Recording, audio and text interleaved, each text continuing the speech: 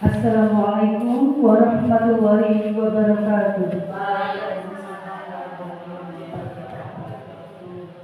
Yang terhormat Ibu Kepala SD Negeri 10 Kebondalu, yang terhormat Bapak Fandi Ahmad, calon guru penggerak angkatan 11, yang kami hormati pula Dewan Guru beserta staf SD Negeri 10 Kebondalu. Puji syukur kehadirat Allah Subhanahu wa Ta'ala yang telah melimpahkan rahmat, hidayah serta nikmatnya kepada kita sehingga kita dapat berkumpul pada hari ini dalam acara menyebarkan pemahaman dan penerapan pengalaman diseminasi budaya positif. Salawat dan salam mari kita curahkan kepada junjungan kita Nabi Agung Nabi Muhammad SAW yang senantiasa kita nantikan syafaatnya di yaumul kiamat nanti. Bapak Ibu guru yang kami hormati, adapun susunan acaranya, yang pertama pembukaan, yang kedua menyanyikan lagu kebangsaan Indonesia Raya, yang ketiga sambutan, yang keempat acara inti, dan yang kelima penutup. Marilah untuk mempersingkat waktu, kita bersama-sama buka acara ini dengan bacaan basmalah. Bismillahirrahmanirrahim. Menyanyikan lagu kebangsaan Indonesia Raya yang akan dipimpin oleh Ibu Rohmi Utami.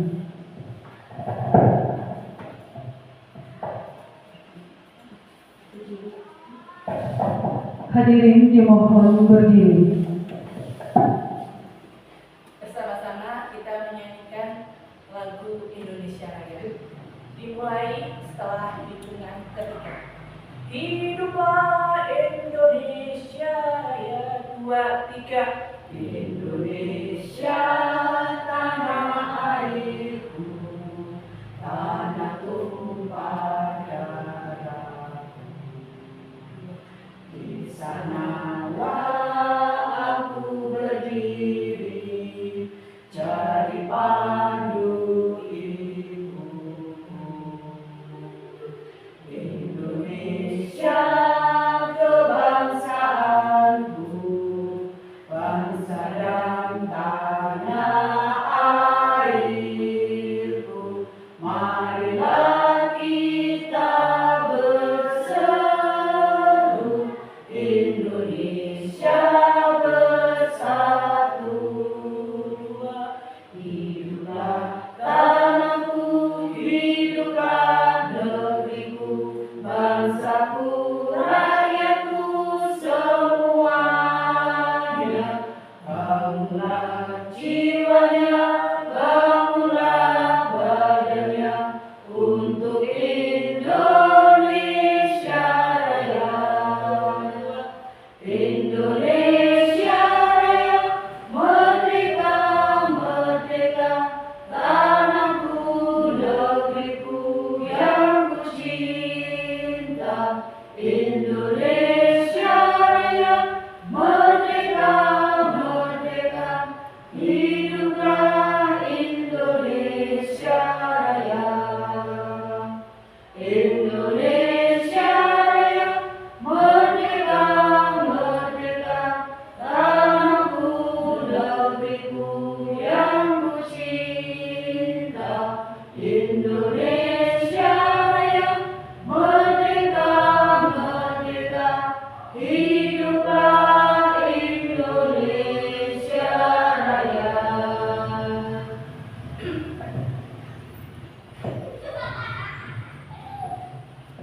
Acara selanjutnya sambutan dari Ibu Kepala Sekolah. Sebelumnya hadirin dimohon duduk kembali.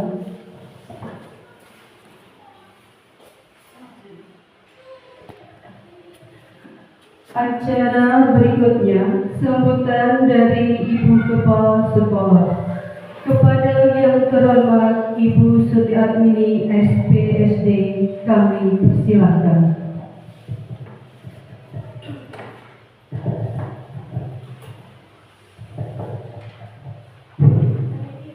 Bismillahirrahmanirrahim. Assalamualaikum warahmatullahi wabarakatuh.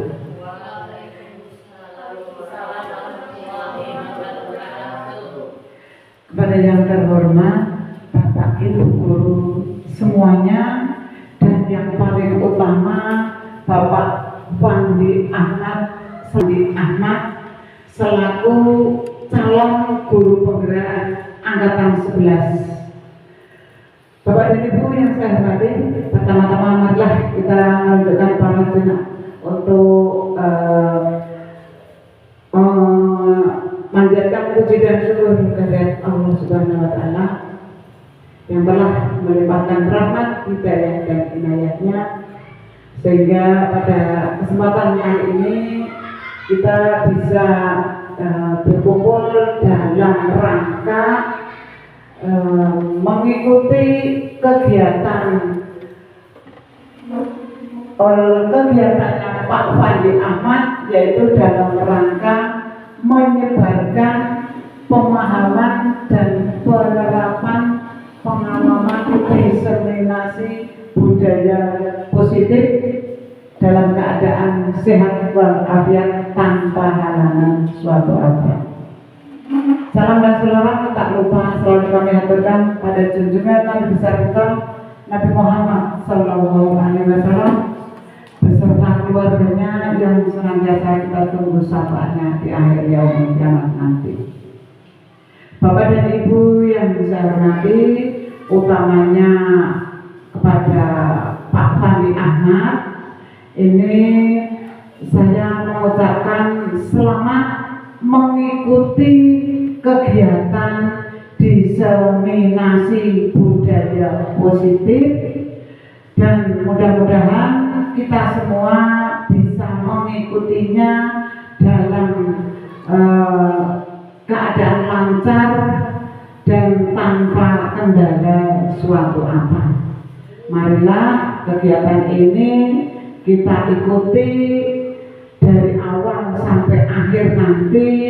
Mudah-mudahan kita semuanya bisa mengikuti tanpa ada yang izin. Dan mudah-mudahan kegiatan diseminasi budaya yang dilakukan oleh Pak Fandi Ahmad mudah-mudahan bisa membawa kebaikan dan kemajuan buat SD kita, SD 10 Kebendalem secara umum, dan secara khusus buat Pak Fandi, semoga kedepannya lebih sukses. Saya kira untuk sambutan dari saya cukup segitu saja. Manakala ada tutur kata yang kurang berkenan di hati panjenengan semua, saya mohon maaf yang sebanyak-banyaknya. Sebagai akhir kata saya ucapkan wabillahi taufiq wal hidayah. Wassalamualaikum warahmatullahi wabarakatuh. Demikian tadi sambutan dari Ibu Kepala Sekolah.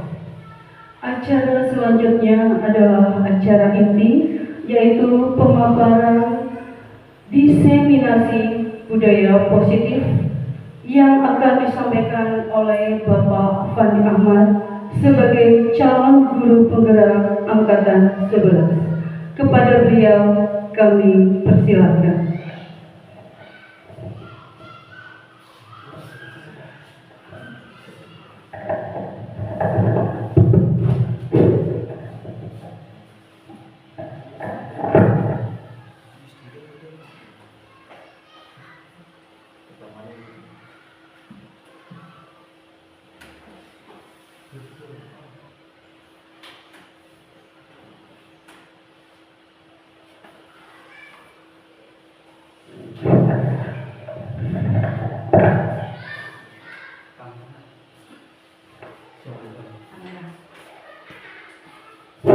Bismillahirrahmanirrahim. Assalamualaikum warahmatullahi wabarakatuh.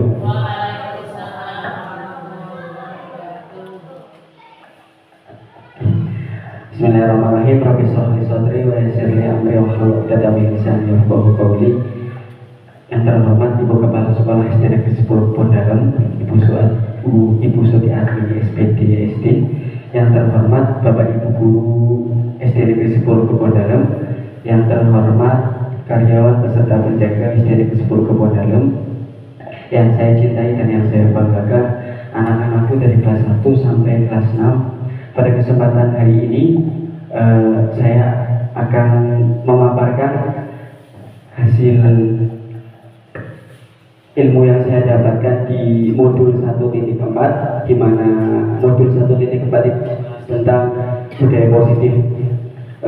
Untuk itu, mari kita bersama-sama menyaksikan apa yang sudah saya siapkan. Sebelum acara ini kita mulai, monggo Ibu Bapak bisa merapat sepasang sepasang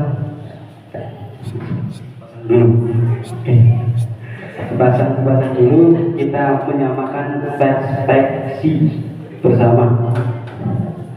Pak Sulti, monggo. Bu Tati dengan Ibu bisa, dengan Bu Ut boleh bisa. Ya apa kita. Oke, silakan bisa berdiri berhadap-hadapan. Ya, berhadapan. Siap. Oke, siap. Kita hitungan dalam hitungan 3 nanti mengikuti ini ya. Oke, silakan tersenyum berhadap-hadapan selama 30 detik. Siap. Bisa berhadapan-hadapan? Oke. Siap. Siap. Oke. Hitungan 1, 2, 3. Kita mulai. Oke, lepaskan. Kasih senyuman yang terbaik. Oke. Bibir kanan 2 cm ke kanan, bibir kiri 2 cm ke kiri. Oke. Siap. Masih 15 detik lagi. Siap. Ikhlaskan, kasih senyum yang ikhlas. Tabassum fi wajhi akhika laka shadaqah. Senyummu di hadapan saudaramu adalah sedekah. Oke, terima kasih. Alhamdulillahirabbil alamin. Tepuk tangan buat kita semua. Oke, alhamdulillah setelah kita senyum 30 detik tadi, yang awalnya senyumnya terpaksa, lambat laun, lama kelamaan senyum menjadi senyum yang tidak terpaksa dan insya Allah ikhlas. Oke, kita buat kesepakatan dulu Bapak Ibu, bahwa kesepakatan acara pada siang hari ini yang pertama tidak di sini merekam kamera yang ada di sana, terus mohon untuk silent ketika ada teman atau ada yang sedang menyampaikan. Terus yang ketiga ini apa? Pengaturan itu berarti menyepakati apa yang sudah kita bikin kesepakatan. Terus boleh mencatat. Terus yang keempat boleh mengangkat tangan, raise hand ketika mau bertanya. Terus nanti ini berbicara tentang waktu, berarti nanti kita bikin kesepakatan waktu. Kalau sudah lebih mohon ingatkan saya. Terus yang ke apa ini? 6 itu kita saling apa ini tandanya? Bu Sofi, Bu Uut ini tandanya apa? Saling menyayangi. Oke. Kita bikin perspektif bersama. Mari kita saling menyayangi baik diri kita. Siapa lagi yang mau menyayangi diri kita kalau bukan diri kita sendiri? Karena diri kita juga perlu motivasi. Terus ini terkait tentang pesan apa yang akan disampaikan setelah ini, mohon untuk bisa dicermati, syukur-syukur bisa dipraktekkan untuk nanti di kelas. Karena setelah saya mengikuti CGP itu sebetulnya baik sekali diaplikasikan untuk ke setiap harinya. Apalagi saya itu mengikut masuk kelasnya hanya seminggu sekali. Jadi kadang mengikuti perkembangannya itu agak sedikit kesusahan. Tapi karena di sini posisi kita sebagai seorang guru ya memberikan yang terbaik untuk anak didik kita. Selanjutnya Oke, kita hadirkan seutuhnya baik hati dan pikiran kita untuk mengikuti acara pada siang hari ini, biar hati sama pikiran itu kita bergerak, berdamai. Gak mungkin kan ada pikiran kita dengan hati kita gak sinkron, otomatis apa yang akan terjadi ya tahu sendiri ya. Maka dari itu mari kita tenangkan hati, tenangkan pikiran, kita sinkronkan mereka berdua, karena mereka berdua antara hati dan pikiran tidak bisa berjalan sendiri ya. Hati kita berbicara apa, pikiran kita berbicara apa, itu harus sinkron. Sudah disatukan? Siap. Oke. Selanjutnya ini ada pertanyaan romantik sebelum saya memulai kegiatan pada hari ini. Yang pertama, pilih setuju atau tidak setuju, Bapak Ibu. Yang pertama, hukuman itu dapat mendisiplinkan anak. Setuju atau tidak setuju? Hukuman dapat mendisiplinkan anak. Setuju. Oke, tergantung hukumannya ya. Kadang ada hukuman yang sifatnya bisa mendisiplinkan, ada justru memberikan down untuk anak. Terus yang kedua, pemberian hukuman dengan hal positif seperti membaca atau membersihkan halaman sekolah dapat meningkatkan disiplin anak. Setuju? Oke, alhamdulillah. Terus yang ketiga, memberi penghargaan dapat meningkatkan motivasi belajar anak. Oke, motivasi yang tadi saya sampaikan ya, bahwa diri kita juga perlu motivasi. Nanti di sini akan kita bahas.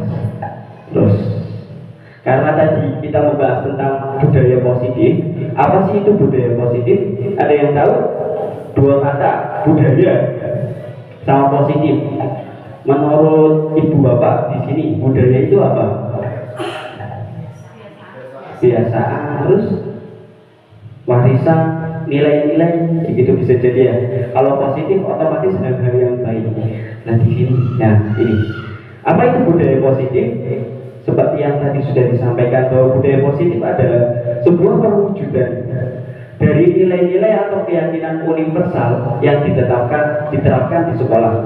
Dan ternyata ketika kita menerapkan budaya positif yang ada di sekolah itu tentu dapat mendorong murid untuk mampu berpikir dan bertindak serta mencipta sebagai proses memerdekakan diri sehingga murid mampu mandiri dan bertanggung jawab. Inilah hakikat dari budaya positif. Oleh karena itu budaya positif perlu diterapkan di sekolah.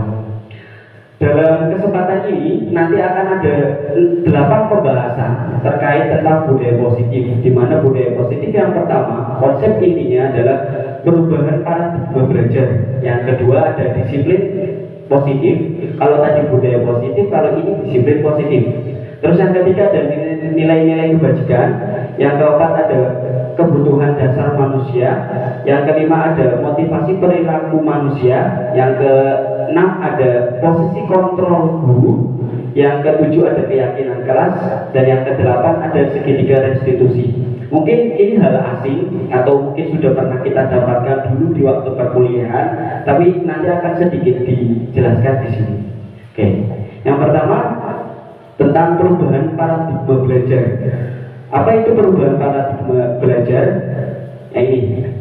Perubahan paradigma belajar adalah pembelajaran yang dirancang berdasarkan prinsip pembelajaran berdiferensiasi.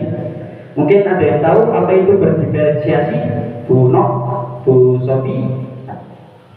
Berdiferensiasi.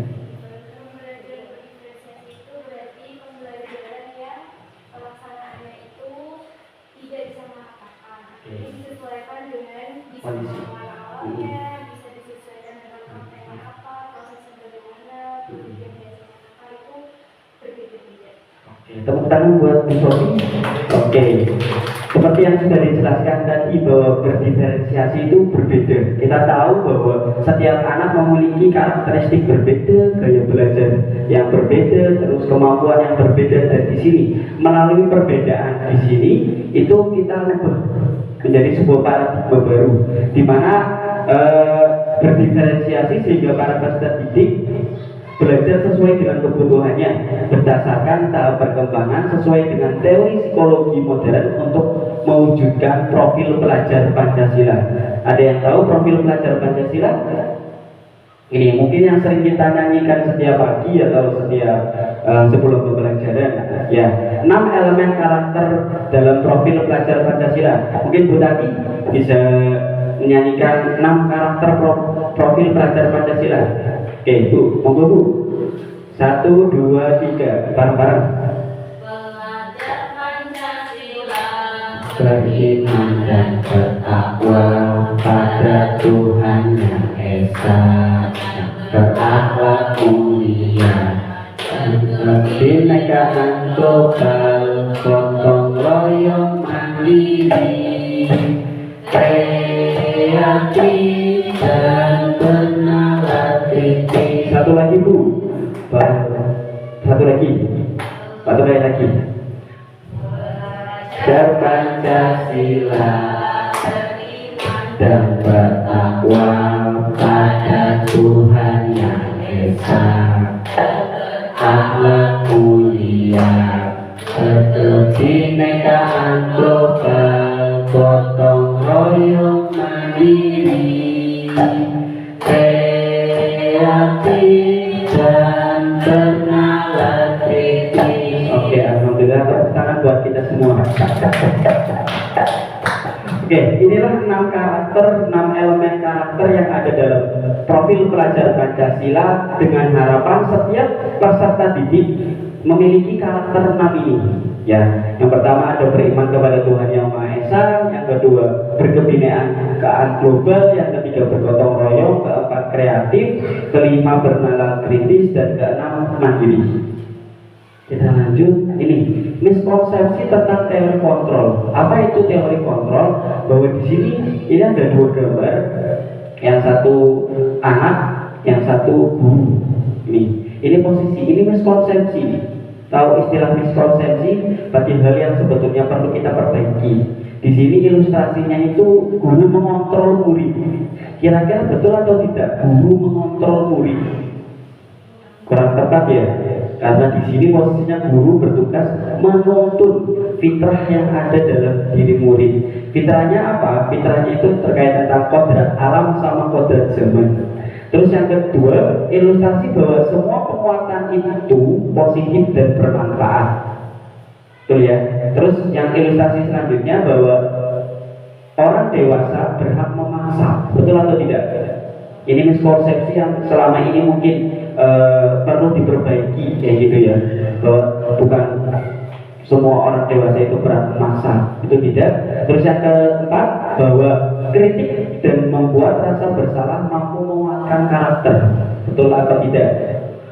Itu hal yang miskonsepsi ya, bahwa membuat orang merasa bersalah itu bukan menguatkan karakter, gitu. Selanjutnya ini, siapa sesungguhnya yang memiliki kontrol? Ini di sini, apakah diri kita atau justru orang lain? Di sini ada 2 perubahan paradigma, yang stimulus respon dan teori kontrol atau teori pilihan. Di sini kita mencoba mengubah orang agar berpandangan sama dengan kita. Kita ubah menjadi kita berusaha memahami pandangan orang lain tentang dunia, bukan memaksa nih.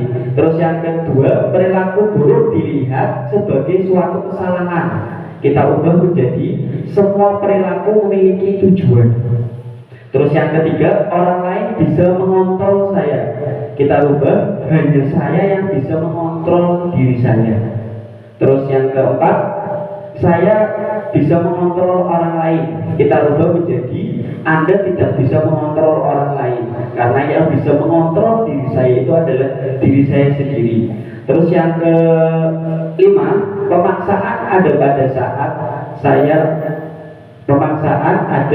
pada saat bujukan gagal. Jadi ketika kita gagal, kita memaksa, itu tidak betul. Mari kita rubah menjadi kolaborasi dan berkonsisten untuk menciptakan pilihan-pilihan yang baru. Terus yang keenam, model berpikir menang kalah. Itu kita rubah menjadi model berpikir menang dan menang. Ya gitu, gak ada istilah kalah. Terus ini yang pertama. Yang kedua, kita masuk ke disiplin positif. Apa itu disiplin positif? Disiplin positif itu adalah sebuah kebiasaan hal yang baik, mencakup sikap dan perilaku maupun tutur kata oleh seluruh warga di sekolah terutama bagi murid agar dapat berkembang menjadi pribadi yang kritis, mandiri dan bertanggung jawab. Ternyata disiplin positif itu merupakan hal yang bagus, yang baik, yang itu mampu membuat anak menjadi pribadi yang kritis, mandiri dan bertanggung jawab. Jadi disiplin-disiplin positif perlu kita ciptakan, perlu kita tingkatkan, perlu kita kuatkan, perlu kita budayakan. Terus sebagai seorang pendidik tentunya kita memiliki tujuan bersama, yaitu menciptakan peserta didik yang memiliki disiplin diri sehingga mereka berperilaku mengacu kepada nilai-nilai kebajikan universal dan memiliki motivasi dalam diri menuju perubahan perilaku ke arah yang lebih baik. Apa itu nilai-nilai kebajikan? Ini yang keempat, yang ketiga, nilai-nilai kebajikan. Nilai-nilai kebajikan itu adalah nilai-nilai adalah sifat-sifat positif manusia yang merupakan tujuan mulia yang ingin dicapai setiap individu. Nilai-nilai tersebut bersifat universal, lintas bahasa, suku, bangsa, agama maupun latar belakang. Menurut Dr. William Glasser pada teori kontrol tahun 1984 bahwa nilai-nilai kebajikan itu adalah setiap perilaku atau perbuatan yang memiliki suatu tujuan. Dalam mengaitkan nilai-nilai kebajikan yang diyakini seseorang, maka ada nanti kita membahas tentang motivasi yang ada dalam diri kita itu ternyata mampu terbangun sehingga menggerakkan motivasi dari dalam untuk dapat mencapai tujuan mulia yang diinginkan. Dan nilai-nilai kebajikan yang ingin dicapai oleh setiap anak bangsa kita kenal dengan istilah tadi, profil pelajar Pancasila, yang ada berapa? Ada berapa elemen karakter? 6. Yang pertama beriman, bertakwa kepada Tuhan Yang Maha Esa, mandiri, bernalar kritis, berkebenaan global, gotong royong, serta kreatif. Inilah nilai-nilai kebajikan yang perlu kita terapkan dalam peserta didik.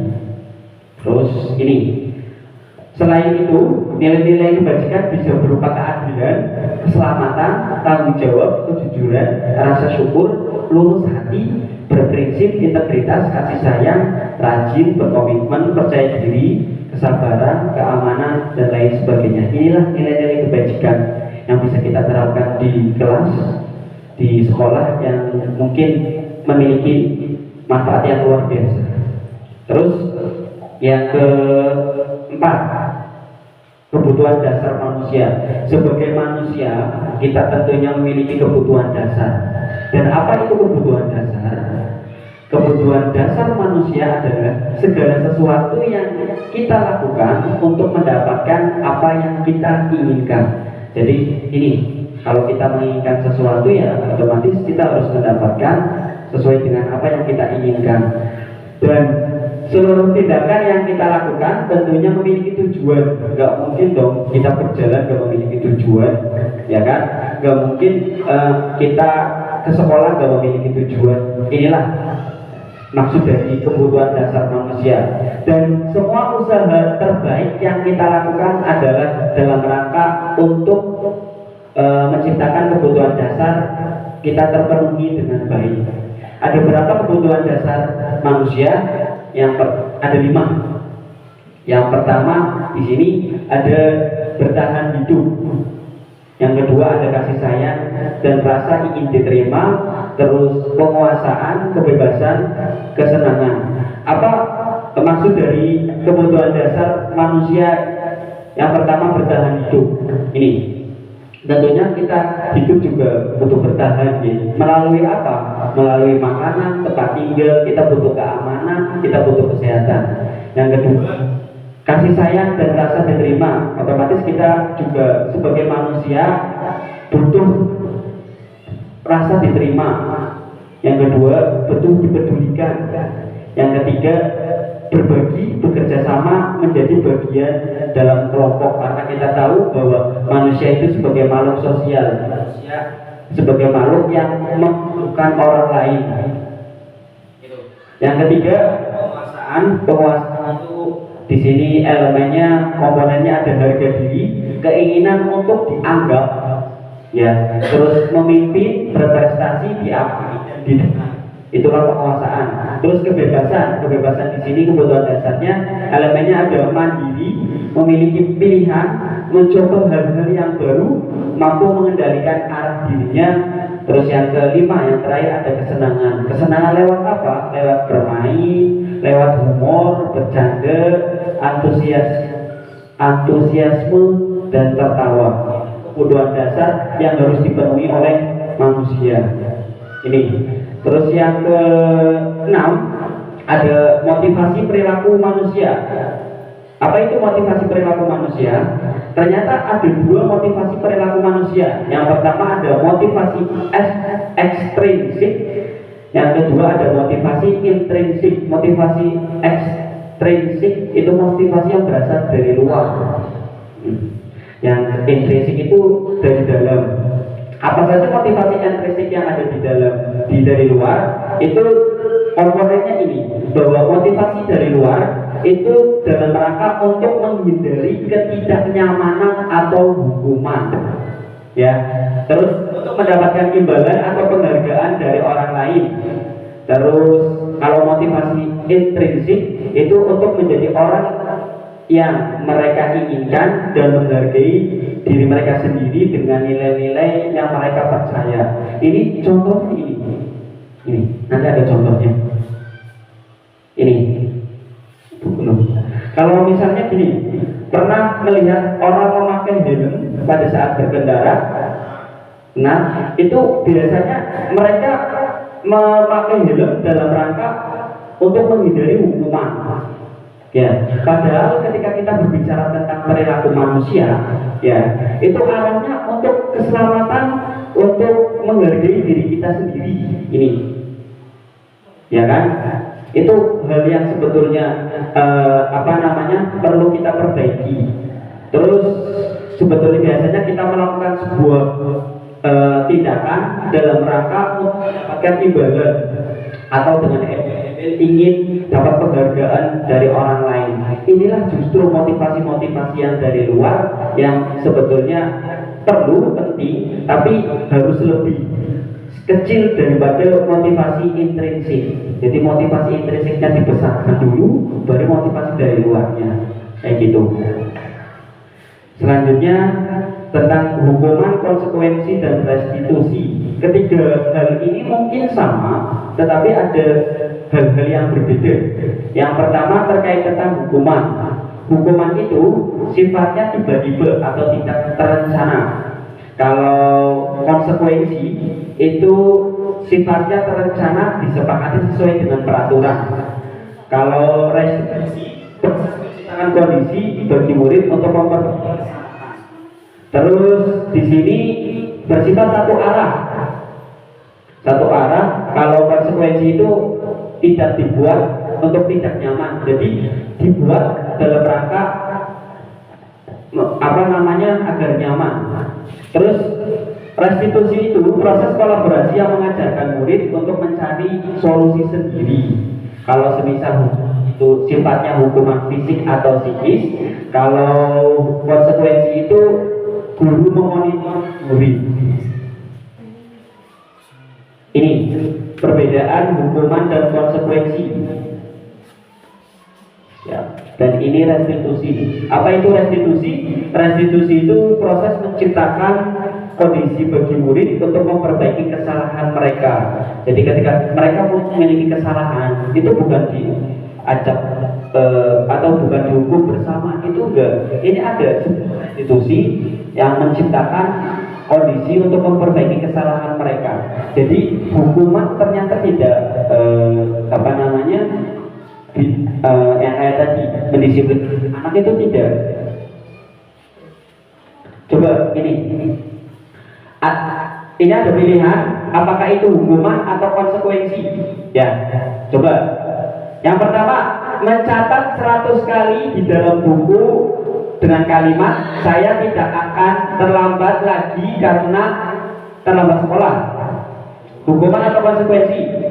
Hukuman. Terus yang kedua, lari mengelilingi lapangan basket 2 kali karena terlambat hadir di sekolah. Hukuman atau konsekuensi? Hukuman. Terus yang ketiga, murid diminta untuk push up 15 kali karena tidak menggunakan masker di sekolah. Hukuman atau konsekuensi? Murid diminta untuk push up 15 kali karena tidak menggunakan masker. Konsekuensi atau hukuman? Konsekuensi. Terus menggantikan kertas tugas teman yang telah dicoret-coret. Hukuman atau konsekuensi? Konsekuensi atau hukuman? Kayak ada yang konsekuensi, ada yang hukuman. Nanti kita bahas. Terus membersihkan tumpahan air di meja tulis karena tersenggol pada saat belajar. Hukuman atau konsekuensi? Sulit membedakan ya. Nanti. Yang selanjutnya, murid disuruh untuk tidak mengenakan sepatu seharian di sekolah karena tidak mengenakan sepatu hitam. Hukuman atau konsekuensi?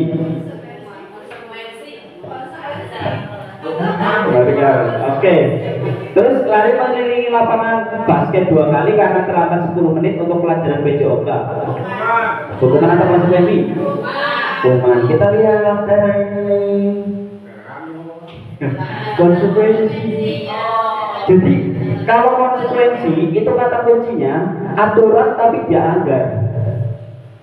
Aturan yang sudah dibuat tapi dilanggar. Gini.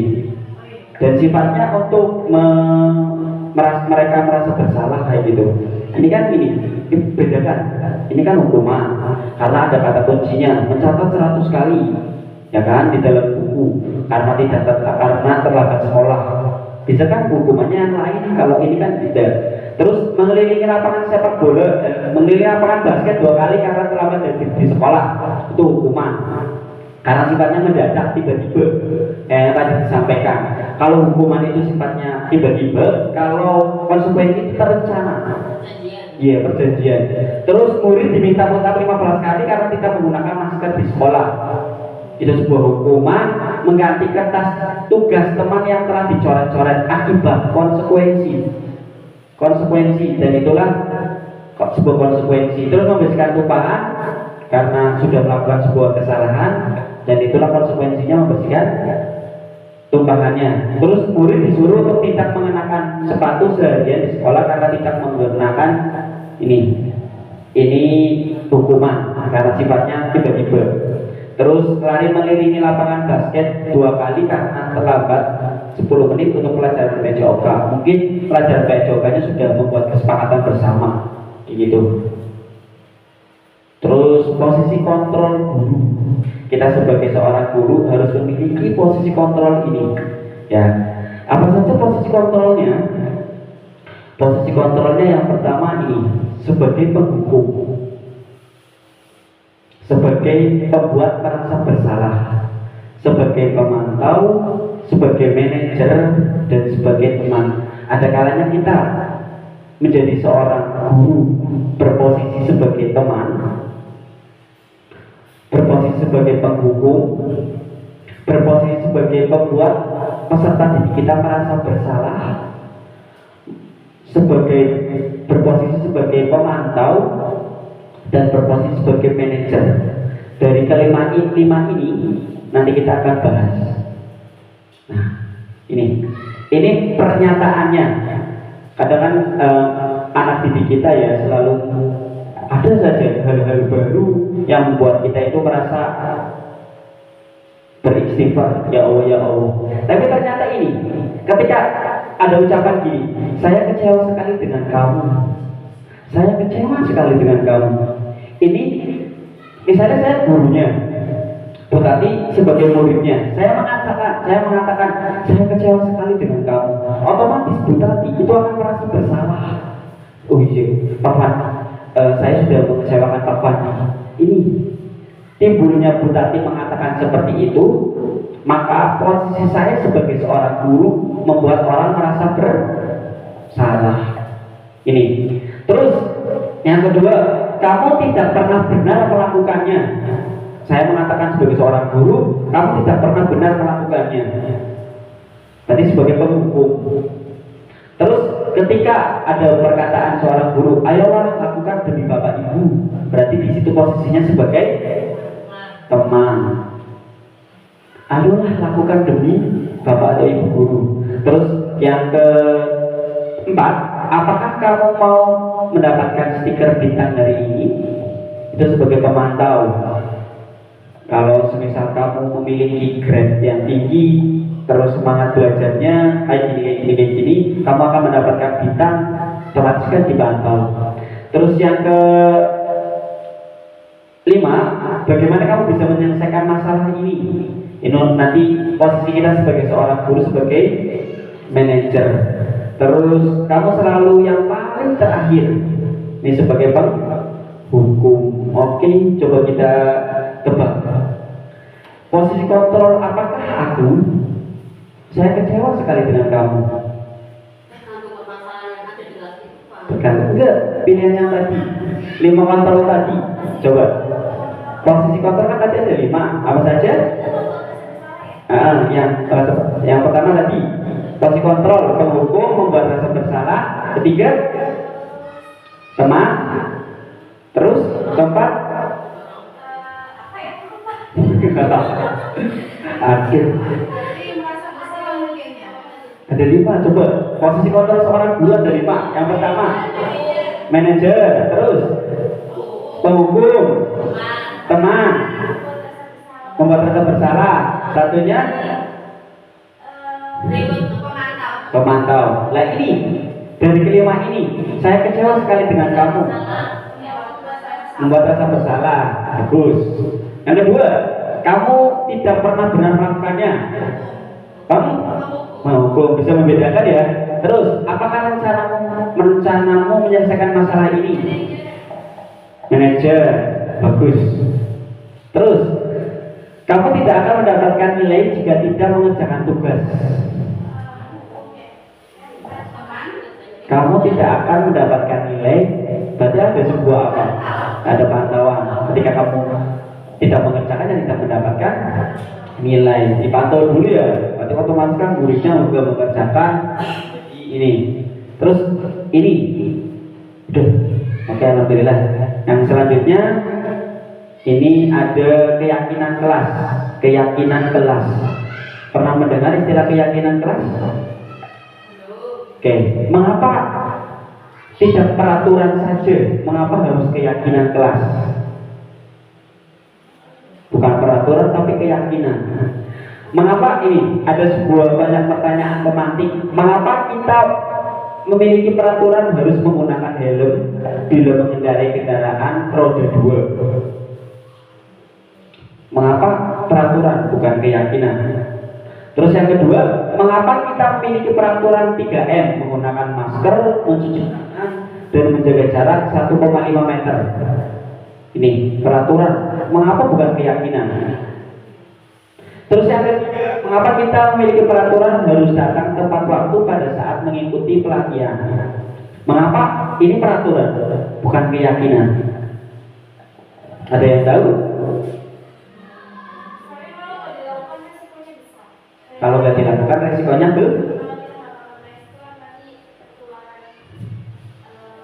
COVID. Terus kalau kita tidak menggunakan helm, kecelakaan.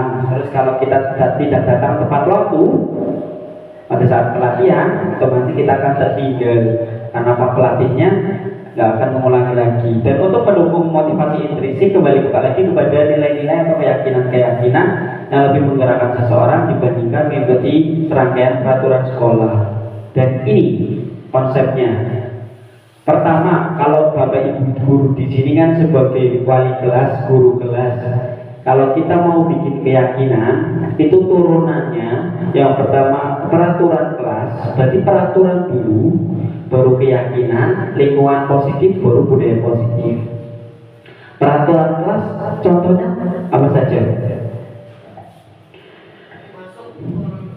Biasanya yang masuk tadi istilahnya harus jangan datang terlambat. Jangan datang terlambat. Itu peraturan kelas. Kalau keyakinan kelas itu arahnya lebih ke hal-hal yang positif. Buatnya positif, cuma bahasanya dirubah menjadi bahasa yang positif. Kata-kata jangan itu ternyata tidak baik untuk anak didik kita. Rubah, misalnya jangan lari-lari, diganti. Berjalan saja yuk daripada lari-lari, jangan terlambat. Tolong datang tepat waktu. Itu dua kata itu ending niatnya sama, tapi iya kayak gitu. Itulah keyakinan dengan peraturan kelas. Jadi bikin peraturan dulu, baru ke keyakinan. Nih, yang mana yang merupakan keyakinan kelas? Ada sebuah kesepakatan ini dua. Mana di antara dua ini, mana yang keyakinan dan mana yang peraturan? Ini kesepakatan yang pertama, kami guru dan murid saling menyayangi. Kami murid dan yang semangat belajar, kami murid yang peduli dengan teman-teman. Tahu ini, datang tepat waktu, mengucapkan salam, menjaga kebersihan sekolah, berdoa sebelum dan sesudah kegiatan, aktif dalam pembelajaran, tertib. Mana yang keyakinan dan mana yang peraturan? Ini A, ini B. A yang peraturan, B yang keyakinan. Nah, ada lagi? Ada lagi?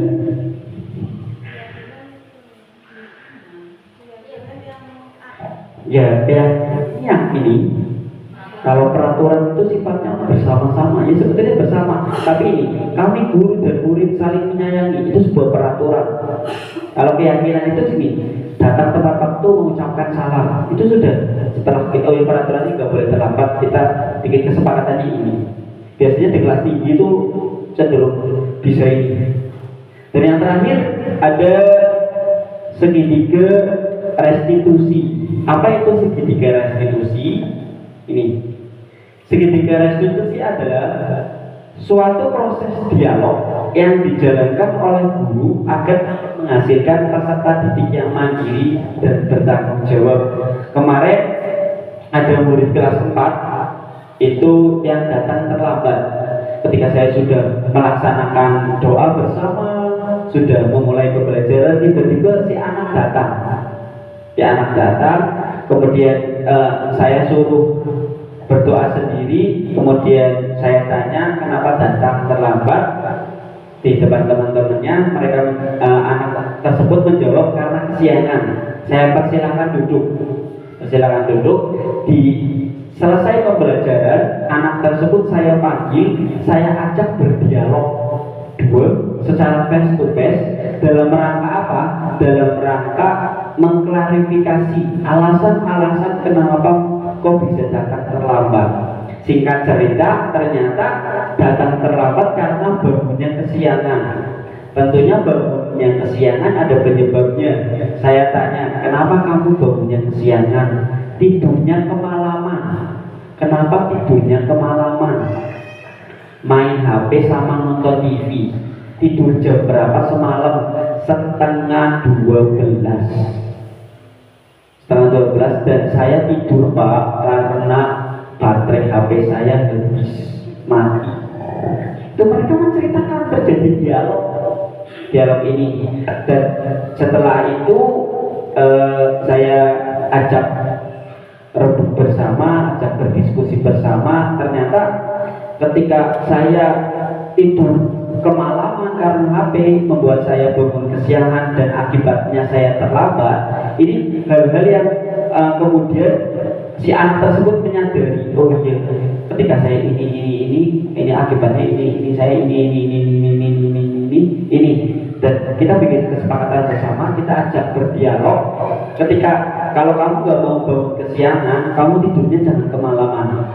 Kalau kamu boleh main HP, tapi ada batasan waktu-waktunya. Ketika saatnya tidur, ketika saatnya bangun. Jadi gak ada istilahnya terlambat. Ketika kita terlambat, otomatis kita gesa-gesa ke sekolahan, belum sarapan juga si anak tersebut saya katakan, terus otomatis banyak hal-hal yang menjadi kacau. Begitu. Inilah segitiga restitusi. Dan komponennya apa? Ini segitiga restitusi. Ini segitiga ya. Ada 3 tahapan.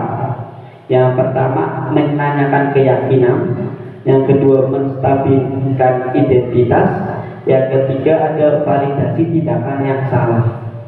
Di sini ada nih, menstabilkan identitas. Yang pertama, berdasarkan prinsip pembuat kesalahan adalah bagian dari proses pembelajaran. Jadi ketika kita membuat kesalahan, itu jangan disalahkan. Itu merupakan bagian dari proses pembelajaran. Kita tanamkan dalam diri kita, berbuat salah itu wajar, tapi jangan keseringan mungkin. Ini terus, tidak ada manusia yang sempurna. Ini ketika kita berprinsip pada membuat kesalahan. Terus yang ketiga, Bapak Ibu jangan pernah melakukan itu. Terus yang keempat, Bapak Ibu tidak mau mencari siapa yang salah, tapi Bapak Ibu ingin mencari solusi dari permasalahan ini. Terus yang kelima, kamu berhak merasa begitu. Gitu. Kayak tadi, kamu boleh tidur malam, tapi nanti konsekuensinya kamu harus bangun ya, biar tidak terlambat ke sekolah. Terus yang selanjutnya, segitiga selanjutnya ada validasi tindakan yang salah. Berdasarkan prinsip setiap perilaku berupaya memenuhi suatu kebutuhan. Ini, kamu pasti punya alasan dong mengapa melakukan hal ini. Padahal kamu bisa melakukan hal yang lebih buruk dari ini ya. Ini validasi yang salah. Terus kamu patut bangga karena telah melindungi sesuatu yang penting buat kamu. Kamu melakukannya karena mempertahankan sesuatu yang penting bagi kamu. Terus ini menanyakan keyakinan berdasarkan teori kontrol, bahwa pada dasarnya kita termotivasi secara intrinsik, motivasi yang ada dalam diri kita. Apakah keyakinan kelas kita, kesepakatan yang sudah kita buat tadi, nilai-nilai apa yang kita sepakati bersama, seperti apa gambaran sebuah kelas yang ideal menurut kamu, terus kamu ingin menjadi orang yang seperti apa. Terus yang ke 5, contoh penerapan segitiga restitusi. Tadi saya beberapa minggu ini sudah menerapkan keyakinan kelas yang ada dalam kelas masing-masing, dan mungkin di antara kelas 1, 2, 3, 4, 5, 6, kelas 4, 5, 6 yang bisa diajak untuk melaksanakan kegiatan ini. Kesepakatan kelas, jadi kesepakatan kelas yang masing-masing kelas itu lebih banyak di saya menginginkan kelas yang bersih. Nah pertanyaannya, ketika saya menginginkan kelas yang bersih, apakah kita sudah bertanggung jawab memiliki kelas ini? Ini jawabannya ketika piket saya kabur, saya ini. Makanya perlulah dibuatkan kesepakatan kelas. Dan kesimpulan akhirnya, setelah kita mempelajari ke-8 konsep inti dari budaya positif, tentunya kita bisa tahu hal-hal yang baik, hal-hal yang perlu kita tingkatkan, hal-hal yang perlu kita minimalisir ketika kita selama ini memberikan pembelajaran kepada anak ini, dan melalui kegiatan pada siang hari ini mungkin bisa diterapkan ke depannya. Ada hal yang penting yang tadi terkait kontrol guru, ada 5. Ada kalanya kita menjadi seorang penghukum, ada kalanya kita menjadi seorang pembuat merasa bersalah, sebagai teman, sebagai pemantau, dan sebagai manajer. Jadi jangan istilahnya hukuman terus yang kita berikan kepada anak, tapi ada hal-hal yang ternyata mampu mendisiplinkan anak, tidak harus melewati hukuman. Mungkin itu saja yang bisa saya sampaikan, kurang lebihnya mohon maaf. Wabillahi taufiq wal hidayah. Assalamualaikum warahmatullahi wabarakatuh. Tepuk tangan buat kita semua. Saya kembalikan lagi kepada moderator.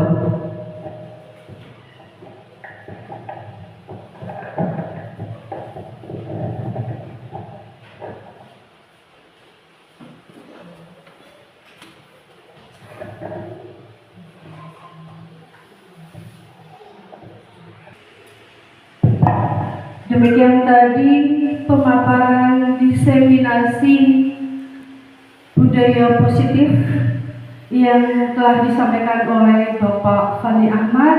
sebagai calon guru penggerak angkatan 11. Semoga apa yang tadi disampaikan oleh Bapak Afyandi Ahmad dapat bermanfaat bagi kita semua. Amin. Akhir kata, saya selaku pembawa acara mohon maaf kami yang kurang berkenan. Akhirul kalam, wabillahi taufiq wal hidayah. Wassalamualaikum warahmatullahi wabarakatuh. Assalamualaikum warahmatullahi wabarakatuh.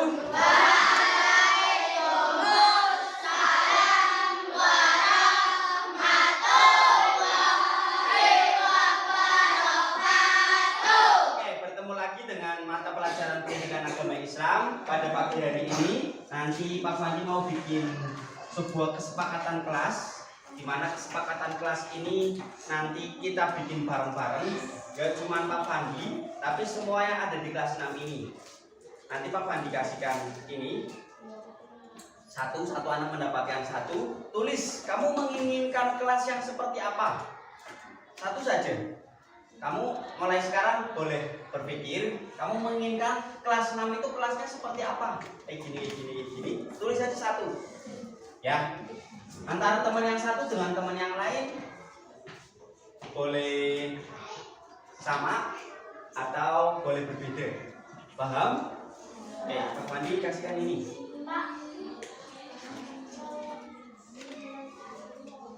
Ya, keinginannya apa kelasnya? Boleh ditulis? Boleh?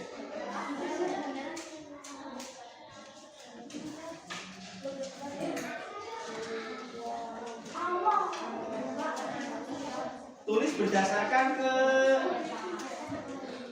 keyakinan kamu, keinginan kamu.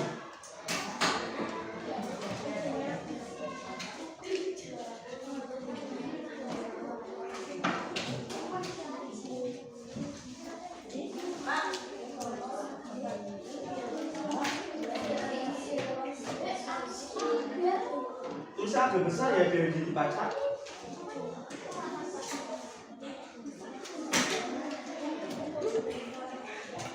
Oke, bisa dimulai dari sekarang.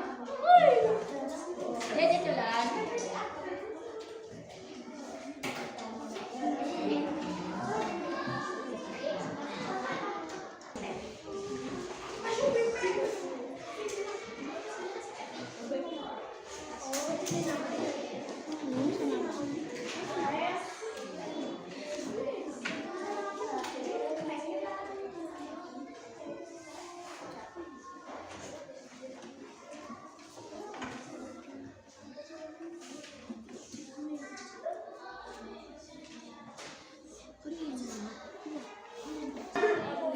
Oke, sudah selesai? Silakan.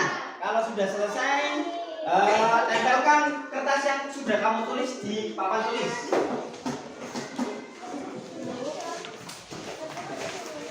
Tempelkan. Oke. Terus nggak apa-apa, nanti Pak Fandi akan mengelompokkan dengan yang sama-sama akan dikelompokkan.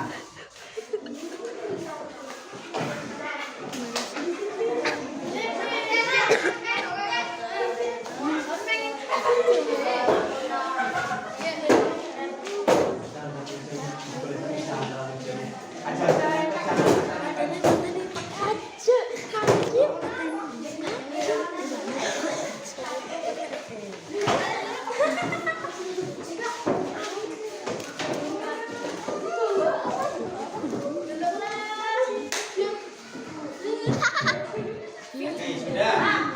Siap. Sudah ya? Sudah semua? Sudah nempel semua?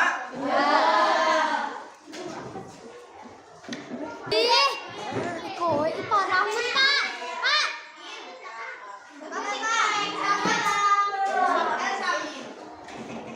Parah sih.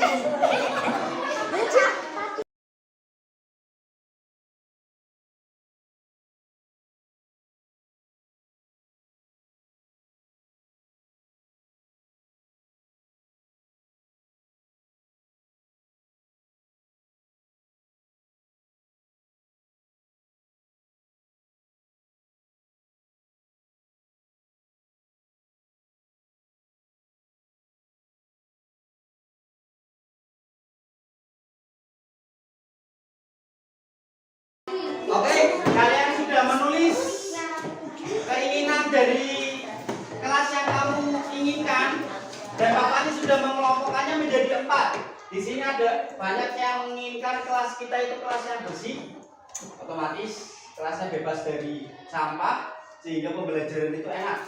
Yang kedua, kita menginginkan kelas yang tertib akan aturan-aturan yang sudah berlaku. Terus yang ketiga, di sini kamu menginginkan kelas yang tidak berisik, tidak mengganggu antara teman yang satu dengan teman yang lain. Dan kesepakatan yang keempat ini banyak yang menginginkan untuk saling menghormati.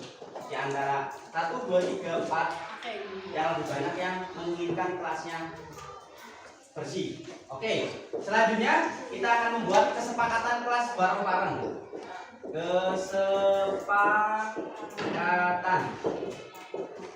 Kesepakatan kelas 6.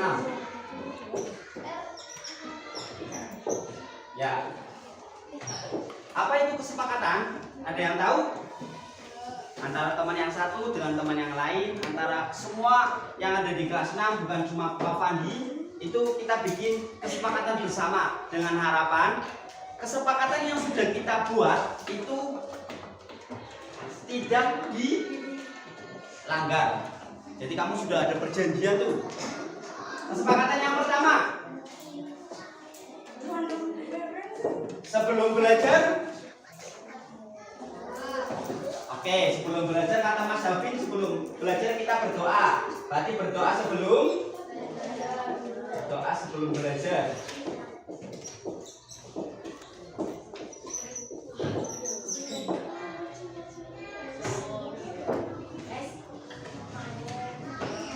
Stop.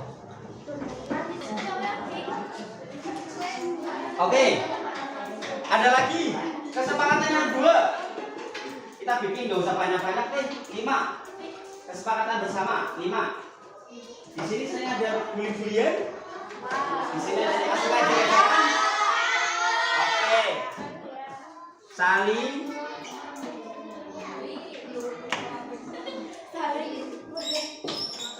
menghargai.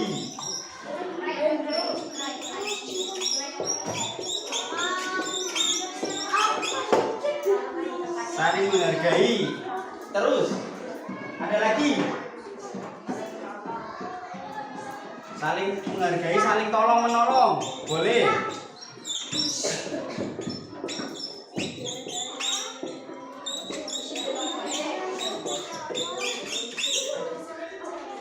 Ada lagi? Ada lagi?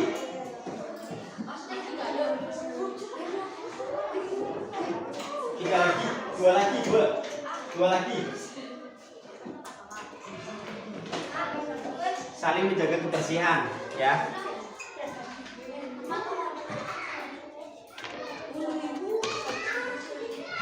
Saling menjaga kebersihan.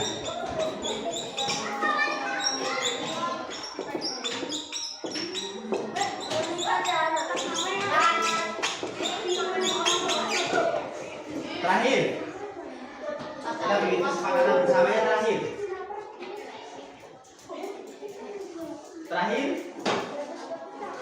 Satu lagi. Saling bersihkan, ini sudah masuk saling menjaga kebersihan. Saling kerjasama, ya.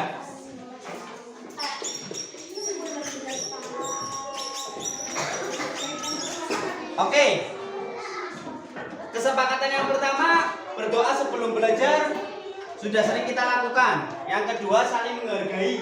Saling menghargai di sini berarti mulai sekarang kita ciptakan kelas 6 ini kelas yang saling menghargai antara teman yang satu dengan teman yang lain. Saling menghargai antara guru yang satu dengan guru yang lain. Kamu tahu bapak sama ibu guru juga harus saling menghargai. Kalau semisal pak gurunya atau ibu gurunya itu